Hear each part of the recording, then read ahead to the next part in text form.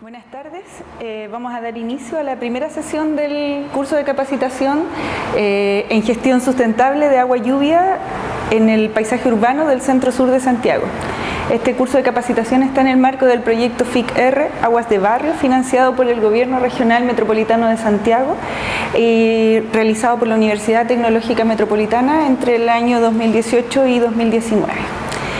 Lo que primero me gustaría conversar en esta primera sesión tiene que ver con algo que es muy importante en la organización del curso y tiene que ver con la conciencia medioambiental. Y hemos puesto un subtítulo que se llama El impacto de las actividades humanas sobre los ecosistemas naturales. Entonces fíjense en esta palabra ecosistemas, porque en realidad de lo que vamos a comenzar a hablar es de sistemas. Entonces vivimos en un sistema, el sistema planetario, y en distintas escalas en las que nos movemos, somos realmente un sistema. Podemos verlo desde la escala de observación de un animal inserto en un medio. Si ampliamos la mirada y observamos el territorio donde puede estar inserto este animal, vamos a ver un territorio mucho más extenso, diversidad de componentes de la flora y la fauna que conviven entre sí y que forman una diversidad que interactúa entre sí, que genera distintas transformaciones.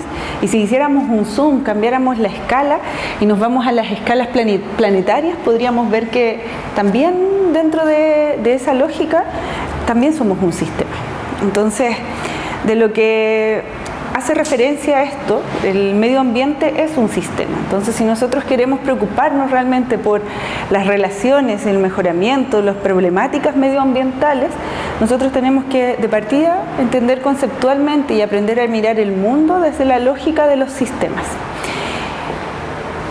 Si nosotros buscamos una definición de un sistema, podríamos decir que un sistema es un todo que funciona como un todo en virtud de la interdependencia de sus partes.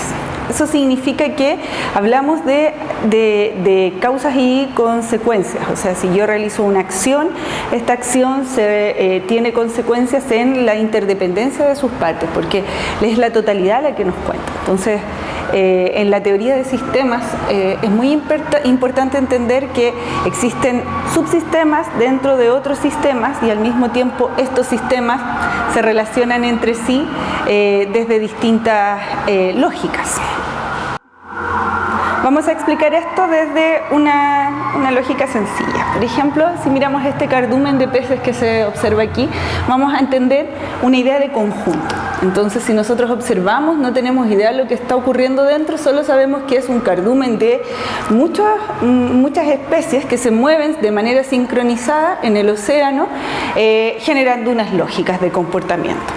Pero si nosotros cambiamos la escala, que es una de las ideas importantes que tiene la teoría de sistemas, y miramos dentro de lo que ocurre, podemos ver las partes y cómo estas partes interaccionan entre sí para formar ese conjunto mayor.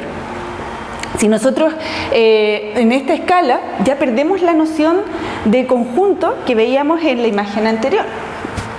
Entonces, cuando nosotros nos acercamos, observamos al mismo tiempo cosas que en la escala anterior no eran visibles.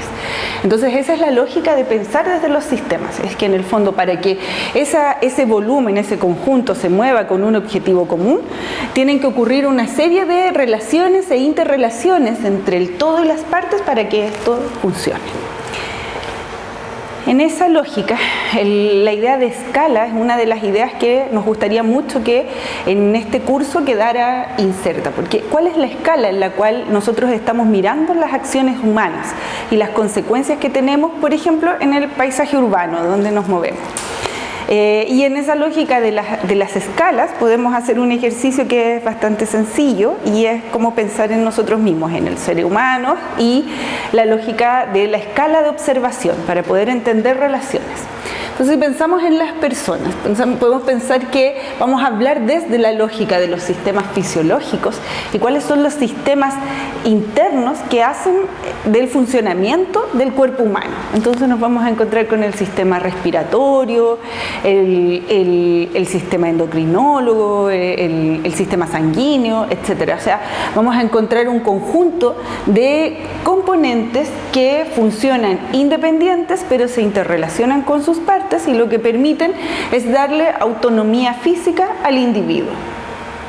Entonces, esta lógica que se observa en esta imagen no es algo que estemos habituados a observar, solamente sabemos que existe, pero el ser humano son estos componentes que están invisibles, que están en esa lógica de caja negra. Sabemos que hay algo que está permitiendo que los mecanismos funcionen, pero no los podemos visibilizar con claridad. Si una de estas partes falla, el sistema completo, el todo, también falla. Pero esto no es solo posible mirarlo desde la lógica de la escala de los sistemas fisiológicos, sino que también lo podemos mirar desde la lógica de la escala del individuo. Entonces ya nos olvidamos de lo que tenemos en el interior, que permite que una persona físicamente pueda moverse, y ya nos observamos cómo nosotros como individuos nos posicionamos en un entorno determinado. En ese entorno, por ejemplo, en el ejemplo de esta imagen, puede ser una calle donde nuestras relaciones del individuo, pero en relación a otros individuos que se están moviendo en un mismo lugar. Entonces yo ocupo un lugar en un espacio y mi posición en ese espacio también genera unas lógicas de comportamiento respecto de los otros.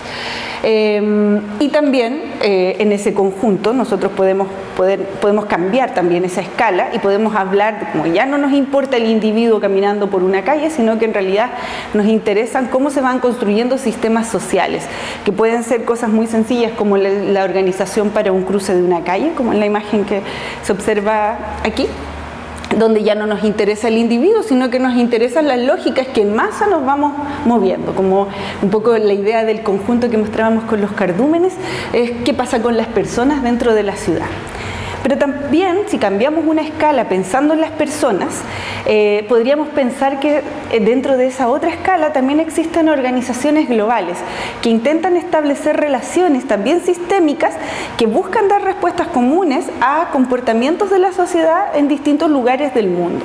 Y en ese sentido, la Organización de las Naciones Unidas es un muy buen ejemplo de un sistema mayor que invisibiliza esas otras escalas pequeñas, pero que está trabajando por un objetivo común y está creando relaciones, macrorelaciones entre sistemas de conjuntos mayores que permiten que finalmente en el individuo se realicen acciones.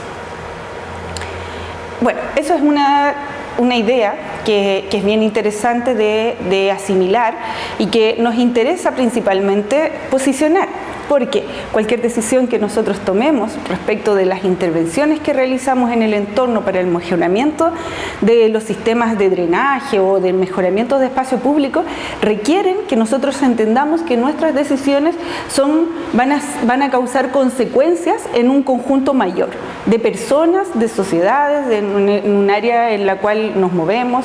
Entonces también hay que entender esa escala de la intervención, que es la escala en la que nos movemos. El proyecto Aguas de Barrio se mueve en la escala del barrio, pero eso no quita que las consecuencias de lo que obtenemos en esa escala de barrio puedan ser de una escala mucho mayor, regional, por ejemplo.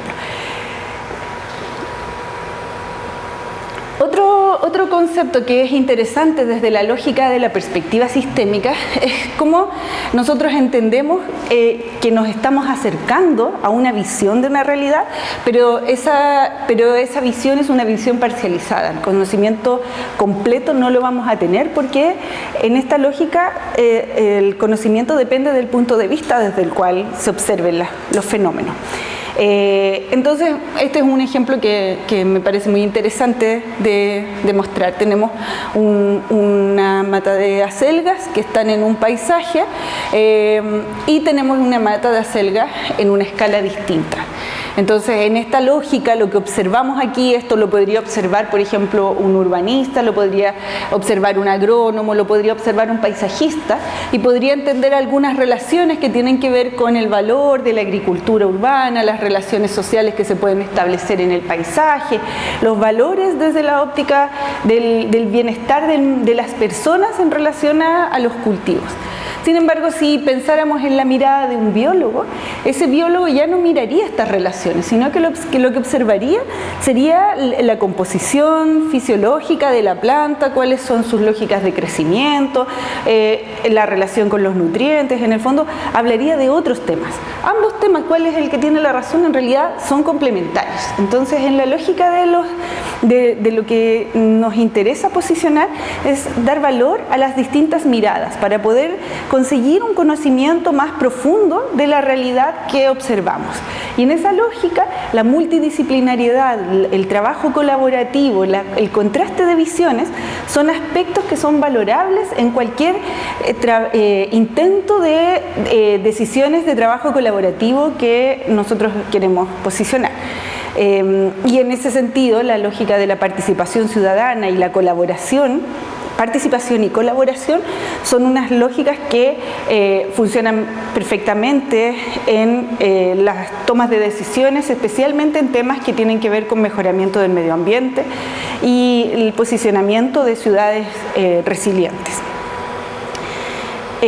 ¿Dónde empezaron los problemas medioambientales? Porque si recordamos que estamos hablando del impacto de las acciones humanas en los ecosistemas presentes, podríamos definir que un momento crítico de partida de las problemáticas de gran escala que tiene el planeta hoy en día tienen que ver con la revolución industrial. Entonces, lo que ocurre en este momento es que se produce un incremento en el consumo de combustibles fósiles, inicialmente carbón, gas y actualmente petróleo, porque en el fondo mejora la potencia energética. Lo que ocurre es que toda esta transformación termodinámica que se produce en la ciudad nos genera un incremento de la productividad enorme. Entonces, lo que permite, en el fondo, aumentar la cantidad de bienes que están disponibles para la producción, en el fondo. Entonces, en el fondo, gracias a las innovaciones tecnológicas que vinieron de la termodinámica, se permitió que se utilizaran combustibles fósiles como un nuevo medio de una nueva fuente energética. Y a partir de esa nueva fuente energética, que es mucho más eficiente, o sea, con mucha menos energía produzco mucho más, se produjo un incremento en el consumo, en los bienes que se podían producir. Junto con eso vino también un cambio en el modelo económico, y eso es fundamental, porque son las consecuencias que hasta el día de hoy estamos viviendo. Porque si se produce una cantidad enorme de bienes, necesitamos a la figura de un consumidor, alguien que consuma esos bienes para que el sistema económico que posibilita esta alta productividad se pueda mantener en el tiempo. Entonces, esa es una de las grandes transformaciones que han traído como consecuencias en la lógica del consumo unas altas demandas de recursos naturales, al mismo tiempo de que se genera una alta cantidad de residuos en el planeta. Otro de los aspectos importantes de la revolución industrial es que nos cambió el concepto de velocidad. Y en ese sentido las distancias ahora nos parecen más cortas, pero en realidad es porque tenemos más energía disponible para poder desplazarnos de un lugar a otro. Un viaje de Santiago a Valparaíso, por ejemplo, guiado por vehículos no provenientes de combustibles fósiles, como por ejemplo podría ser tracción humana o animal, tardan una cantidad enorme de tiempo respecto del breve tiempo que implica viajar en automóvil en el mismo trayecto. Entonces nos cambiaron esas ideas de velocidad. Las consecuencias es que se produjo un aumento en el consumo de energía, ya lo dijimos, petróleo, gas y carbón en un inicio, y eso produjo el incremento en el consumo de recursos que dispone la biosfera. Y esos recursos se podrían sistematizar en agua, suelo fértil y materiales, en general materiales constructivos. Esta imagen que está aquí es una imagen de un área suburbana, y fíjense, por ejemplo, que nosotros podemos ver aquí la cantidad de piscinas que hay en cada una de las viviendas. Eso implica que cambió también el estilo de vida, o sea, las necesidades, la idea de necesidad se modificó. Entonces llegamos a estos altos niveles de consumo que tienen muy poca eficiencia, porque en el fondo tenemos una cantidad de piscinas que acumulan agua, pero son para un consumo familiar, unifamiliar. Entonces también se produjo un cambio en la lógica de lo comunitario y lo privado, lo público, lo privado. Entonces, bueno, ¿cuál es el problema de esto?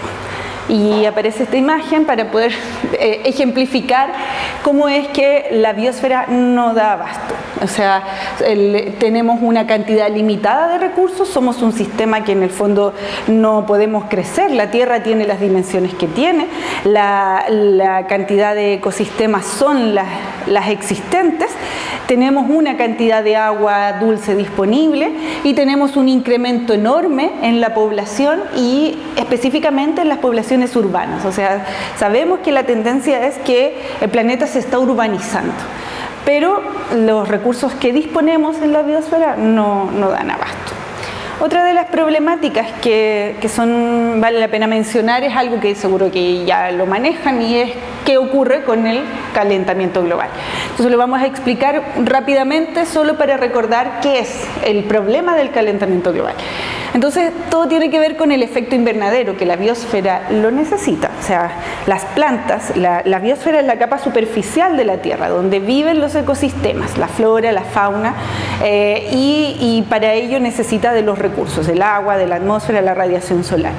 Esto necesita un efecto invernadero, necesita una temperatura para poder existir. O sea, la fotosíntesis es el mayor ejemplo de cómo la flora necesita absorber energía proveniente de la radiación solar para poder producir los nutrientes que necesita para la vida.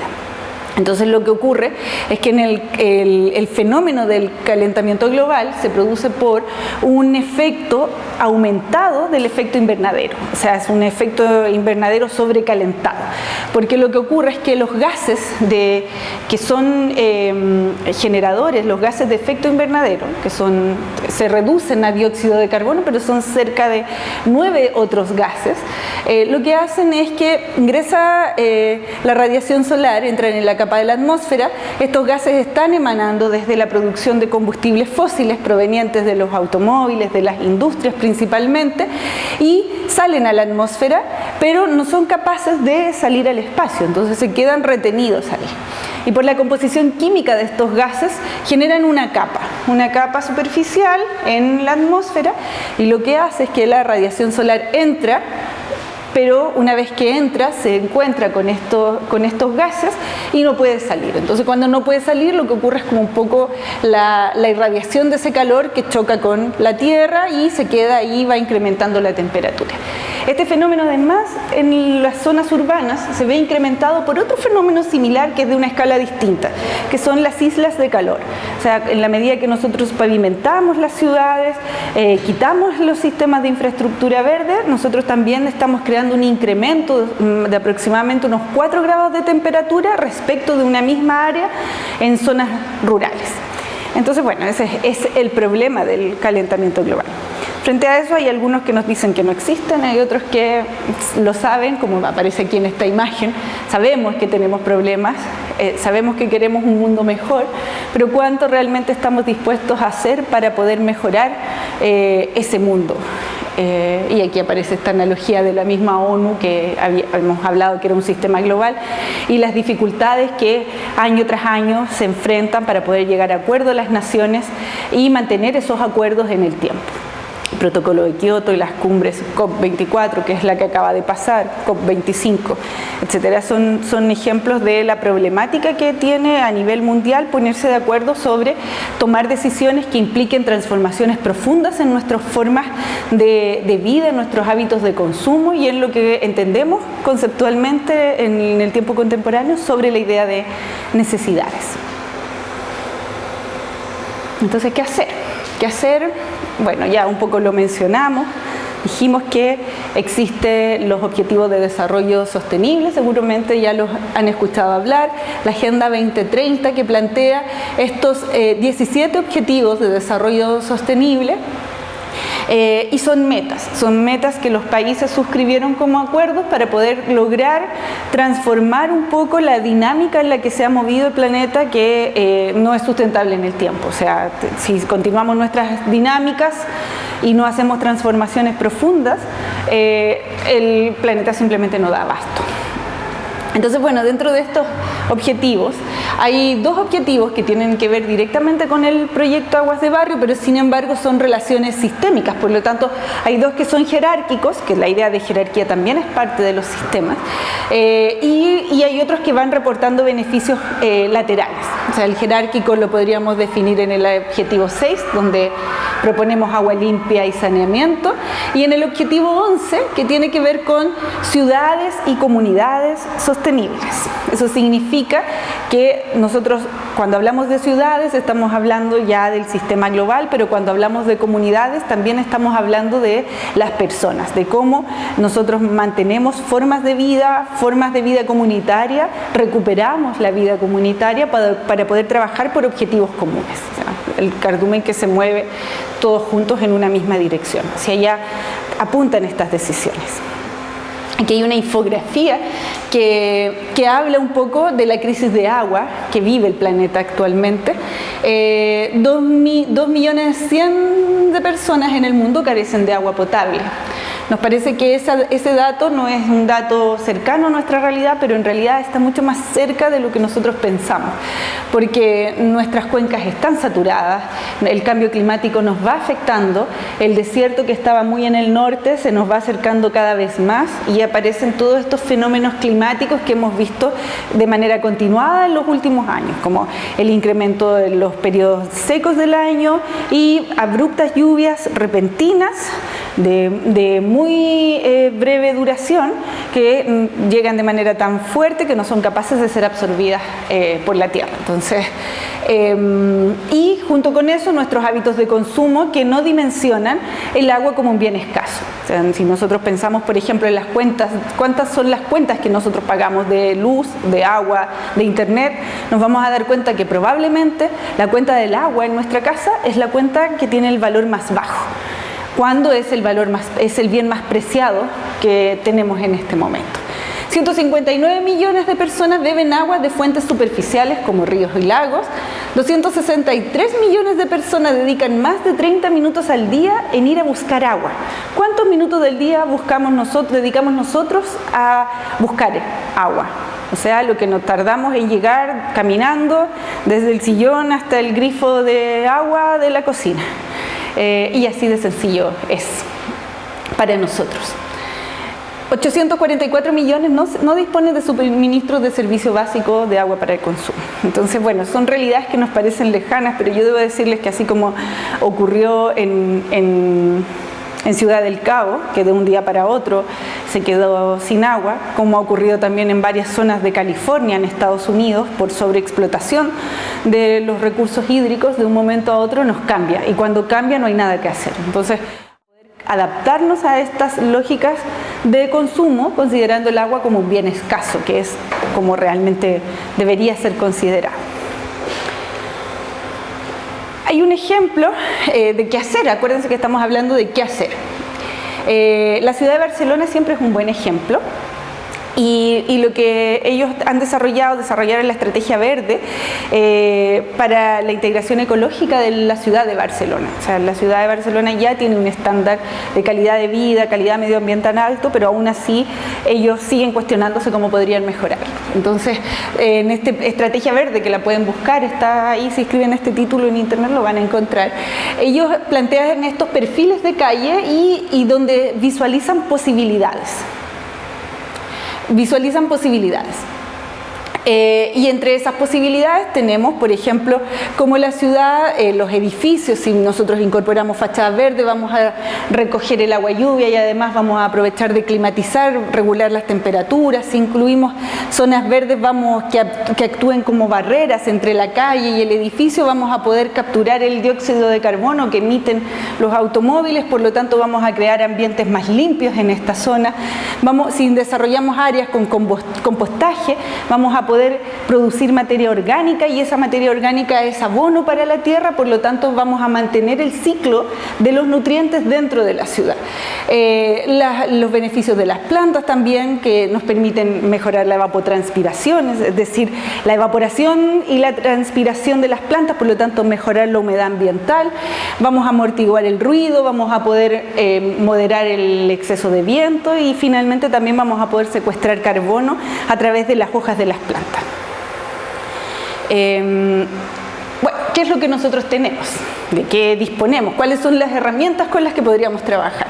Y aquí las sistematizamos en tres: la cordillera, el río y el bosque. Entonces, ¿qué serían estos elementos? Si los visualizamos, tenemos aquí una imagen del Cajón del Maipo, la cordillera y el río, donde nacen nuestros cursos de agua, la topografía compleja que tenemos y la valoración que le damos cuando estamos en el río desde la óptica del paisaje natural.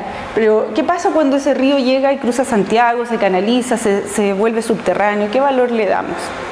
Y aquí hay un ejemplo que siempre me llama la atención mostrarlo, y tiene que ver con cómo nosotros este es un plano de Santiago de la época de la colonia, está puesto a la inversa. Si visualizan, aquí abajo está la Chimba, que es actualmente la zona de Recoleta. Hacia arriba está, en el centro se observa la Plaza de Armas, y acá tenemos la Cañada, que es la actual calle Alameda.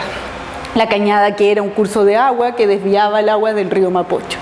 Lo que aparece aquí en este plano son las divisiones prediales de las parcelas agrícolas que habían en el inicio de la ciudad. Y se observan hacia allá, aparecen los predios agrícolas siguientes. Pero fíjense la relación entre la Plaza de Armas, el ancho de la calle y cómo está dibujado el río Mapocho. Fíjense en las escalas, fíjense en las dimensiones que tiene el tamaño del río, y eso tiene que ver con la valoración que en ese momento se le daba al río como aquel elemento que estaba presente dentro de la ciudad y que había marcado incluso decisiones sobre dónde posicionar el primer asentamiento urbano.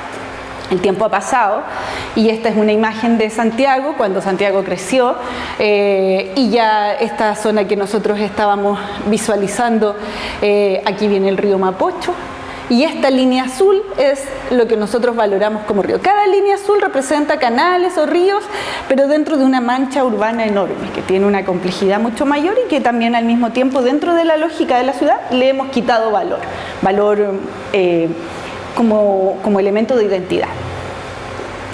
Entonces, bueno, tenemos el bosque esclerófilo, que es aquello que disponemos, es nuestra vegetación que se adapta al clima que tenemos en la ciudad, que tiene una diversidad enorme, que no es un bosque grande de grandes copas, es un bosque que combina matorrales, cactáceas, algunos árboles de gran altura, pero genera una diversidad.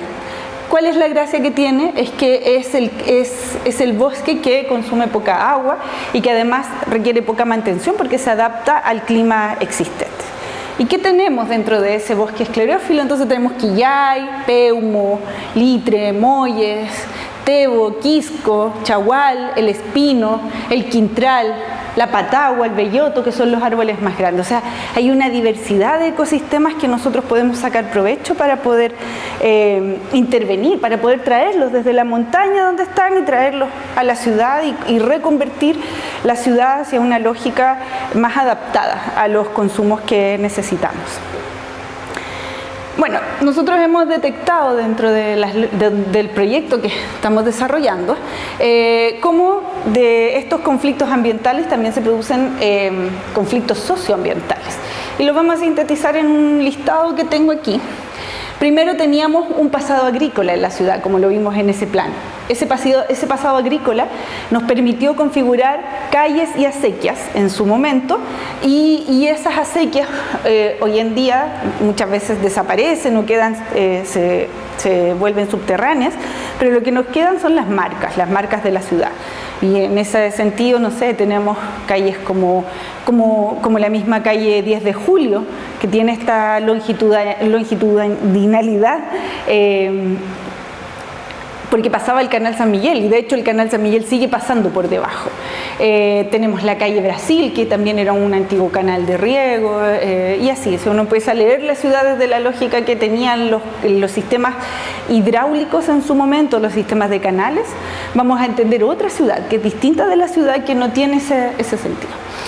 Cuando avanza la industrialización y la ciudad crece, esas capas que eran de gestión territorial, que la gente las tenía totalmente asimiladas, fueron desapareciendo, le fuimos quitando valor.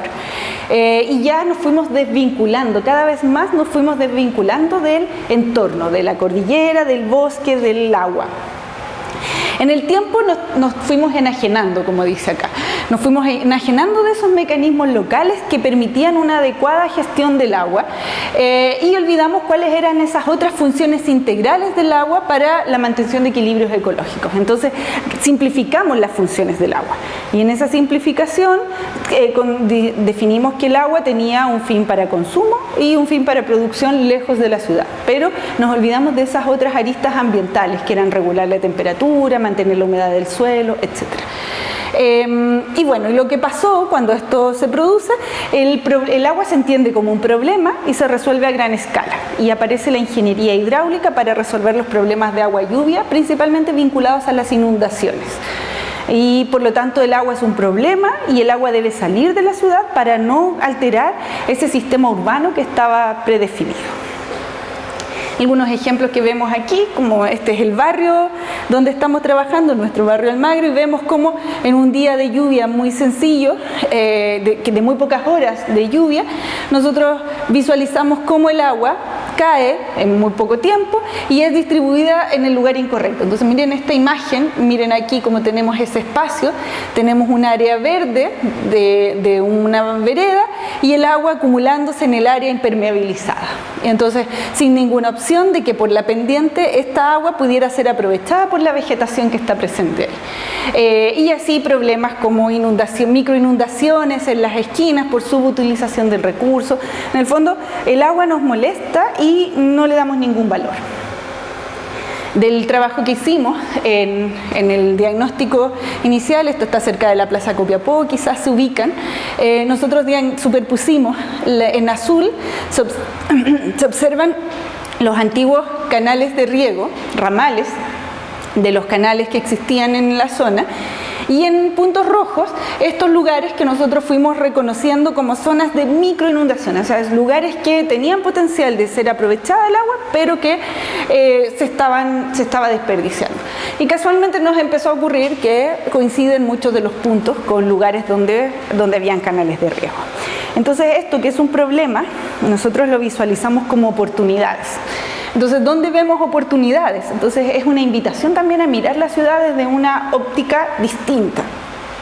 Vemos oportunidades aquí, por ejemplo, en cómo este eje de esta calle, Lord Cochrane, está pasando por aquí, tenemos un terreno, tenemos un bosque, tenemos un área que tiene un potencial de desarrollo.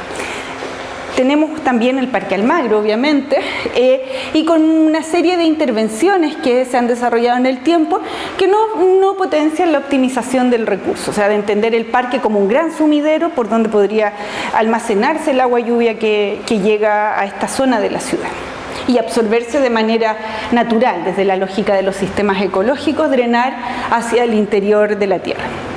O lugares que están más mal tenidos, aquí como por ejemplo el encuentro del Paseo Bulnes con el Parque Almagro, y esta solución que para nosotros representa una oportunidad de intervención sobre cómo hacer mejor las cosas. O esta otra oportunidad también cerca del Parque Almagro, en un lugar que es un terreno baldío, que no está lo suficientemente impermeabilizado y tiene una vegetación naturalizada, o sea, creció libremente, y pese a que para muchos esto puede ser maleza, en términos ambientales dentro de la ciudad, aporta un beneficio también en la captura de dióxido de carbono, en la retención de nutrientes, etc. O sea, este lugar comparado con una zona que estuviera totalmente pavimentada tiene mucho mayor beneficio que sea de esta manera que completamente impermeabilizado. Entonces, bueno, ¿cuáles son nuestros procesos naturales que sustentan la vida? Recordamos el río, recordamos el bosque y miramos en esta otra escala. Miramos la ciudad, desde dónde está posicionada la ciudad y cuál es esa montaña, por dónde vienen los cursos de agua y dónde estamos ubicados nosotros. O sea, de qué manera nosotros miramos esta ciudad ya no desde los límites cerrados de mi casa, de mi esquina, de mi barrio, sino que la entendemos como un sistema global, donde una pequeña decisión que nosotros realicemos acá podría irradiar hacia el resto de la ciudad y conformar un sistema que funcionara de manera más equilibrada. Y aquí les muestro finalmente la imagen que hemos utilizado para difundir nuestro curso, que nos muestra también desde la lógica del agua, qué pasa con el agua cuando viene de la montaña, tiene la captación, tiene la producción de agua potable, tiene la división del agua consumtiva, o sea, el agua para consumo humano que se viene acá, plantas de tratamiento, se deriva en canales, se destina para el consumo humano, y el agua productiva que se va desde el río de Maipo y sirve principalmente para la producción agrícola.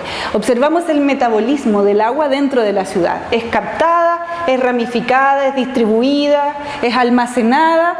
Una vez utilizada se convierte en un residuo, se lleva a redes de alcantarillado, se traslada a tratamientos de agua servida y de ahí fuera de la ciudad. Y en la otra lógica se consume para uso agrícola y no tiene ningún otro uso.